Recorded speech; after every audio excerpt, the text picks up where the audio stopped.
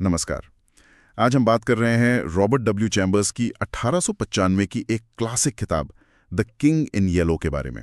हमारे पास इसकी एक काफ़ी दिलचस्प समीक्षा है। तो इसी समीक्षा के जरिए हम इस कहानी संग्रह की थोड़ी गहराई में उतरेंगे, समझने की कोशिश करेंगे कि भाई इसमें ऐसा क्या है जो इसे आज भी इतना इतना प्रासंगिक बनाए हुआ है। देखिए, पहली नजर में तो शायद ये बस एक और पुरानी हॉरर किताब लगे, है ना।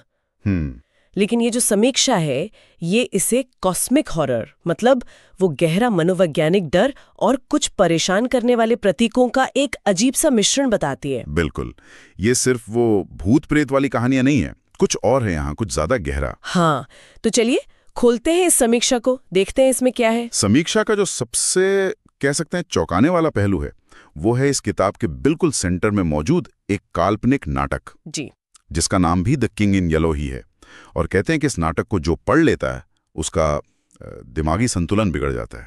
हाँ, या फिर वो मौत के दरवाजे पर पहुंच जाता है। सोचिए, ये विचार ही कितना अजीब है कि कोई लिखी हुई चीज, कोई टेक्स्ट इतना खतरनाक हो सकता है। बिल्कुल, और यहीं से चेम्बर्स की किताब उस समय की दूसरी हॉरर कहानियों से थोड़ी अलग राह पकड़ लेती है। अच्छा, कैसे? देखिए, आमतौर पे डर किसी बाहरी ताकत से आता है, कोई भूत है, पिशाच है, मॉन्स्टर है।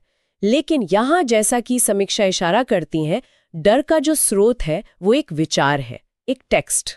ये वो प्रतिबंधित ज्ञान वाला खौफ है, कुछ ऐसा जिसे जानना या समझना शायद इंसानी दिमाग के बस की बात नहीं, और उसकी कोशिश भी खतरनाक है। हाँ। समीक्षा इसे सीधे सीधे H.P. लवक्राफ्ट की शैली से जोड़ती है, जिसे हम लवक्राफ्टियन या कॉस्मिक हॉरर कहते हैं। हाँ, कॉस्मिक हॉरर मतलब वो वाला डर जो ब्रह्मांड की विशालता और उसमें इंसान कितना कितना छोटा है इस एहसास से पैदा होता है। एकदम सही। जहां इंसान का सामना ऐसी सच्चाइयों या ताकतों से होता है जो उसकी समझ से बिल्कुल परे हैं, और ये एहसास ही अपने आप में भयानक है। बिल्कुल, लवक्राफ्ट ने बाद में इस आइडिया को और ज्यादा उभारा, लेकिन समीक्षा बताती है कि चेम्बर्स ने इसकी नींव बहुत पहले रख दी थी। अच्छा।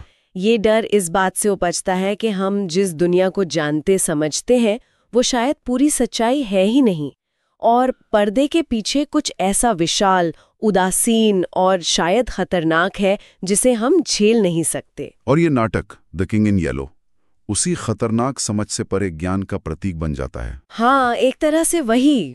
समीक्षा इस नाटक के डर के अलावा कुछ और थीम्स पर भी जोर देती है। एक तो है पागलपन और वास्तविकता का टूटना। जी, ऐसा लगता है कि कहानियों के किरदार इस नाटक के संपर्क में आने के बाद धीरे धीरे अपनी पकड़ खोने लगते हैं।